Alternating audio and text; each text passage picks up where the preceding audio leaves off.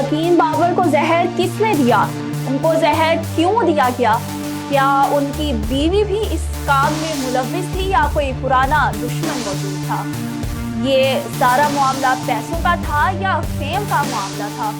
ये क्या कहानी है, क्या माजरा पेश आया। अस्सलाम वालेकुम नाज़रीन, मैं हूं अदर राशिद और आप देख रहे हैं नज़ायर डिजिटल। हकीम बाबर जो कि एक फेमस टिकटॉकर हैं, फैमिली व्लॉगर हैं, वीडियोस बनाते हैं और काफ़ी ज़्यादा फेमस भी हैं। ये तकरीबन 60 से 65 साल की उम्र में दोबारा शादी करते हैं, जिसके बाद ये काफ़ी ज़्यादा टिकटॉक पर और यूट्यूब पर फेमस होने लगे। जिसके बाद जो है वो इन्हें बहुत ज़्यादा ट्रोल भी किया गया और इन्हें बहुत ज़्यादा फेमस भी कर दिया गया। लेकिन अब ये कहानी क्या है, ये मुआजरा क्या है।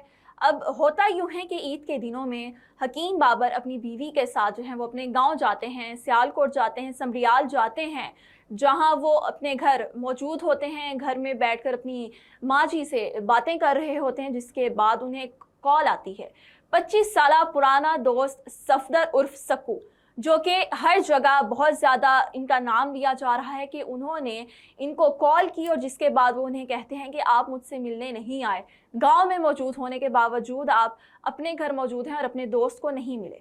जिसके बाद वो उनके घर जाते हैं अपने भांजे के साथ। हकीम बाबर अपने भांजे को लेकर उनके घर जाते हैं, वहाँ चाय पानी पीते हैं। जिसके बाद जो सफदर उर्फ सक्कू है वो कहता है कि हमारे घर और भी ख़वातीन हैं जो कि अंबर भाभी से मिलना चाहती हैं, इसलिए तस्वीरें खिंचवाने के लिए और उनसे मिलने के लिए हकीम बाबर जो हैं वो अपनी बीवी को अपने घर से अपने दोस्त के घर बुला लेते हैं।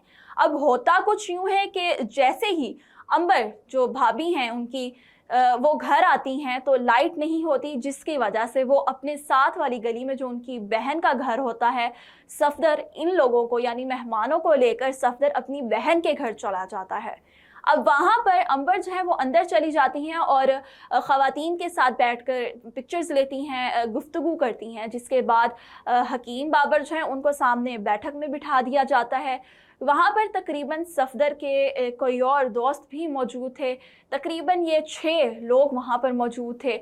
वहाँ पर भी गुफ्तगू चलती है, जिसके बाद जूस लेकर आया जाता है। हकीम बाबर उन्हें मना करते हैं और काफ़ी मना करने के बावजूद भी उन्हें ज़बरदस्ती सफदर जो है वो जूस पिला देते हैं।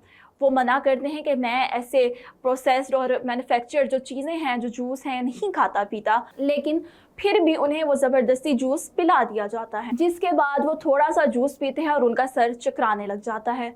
अब वो कमरे से बाहर निकलते हैं ताकि मैं फ़्रेश एयर ले सकूं।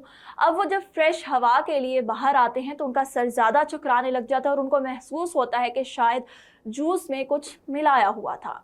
जिसके बाद वो अपने भांजे को बुलाते हैं और अंबर को आवाज़ देते हैं ताकि वो गाड़ी की तरफ चल सकें और उसके बाद वो अस्पताल जा सकें। उसी दौरान सफदर जो है वो आ जाता है और वो उनसे पूछता है कि क्या हुआ आपको। लेकिन जो हकीम बाबर हैं वो उनको कहते हैं कि तुमने इस जूस में क्या मिलाया था, ये तुमने मेरे साथ अच्छा नहीं किया।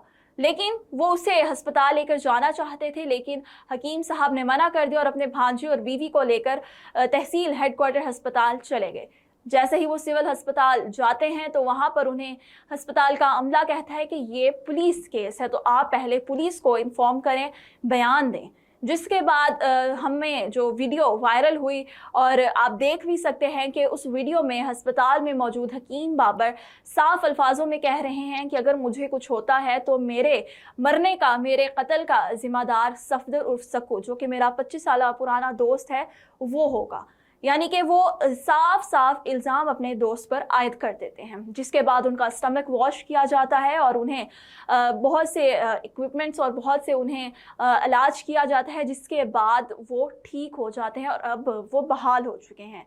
जिसके बाद अब कहानी ये है कि उन्होंने जूस में कुछ मिलाया था या नहीं मिलाया था, या वो जूस ऑलरेडी एक्सपायर्ड था, या क्या मामला था, ये सब इन्वेस्टिगेशन के बाद ही सामने आएगा।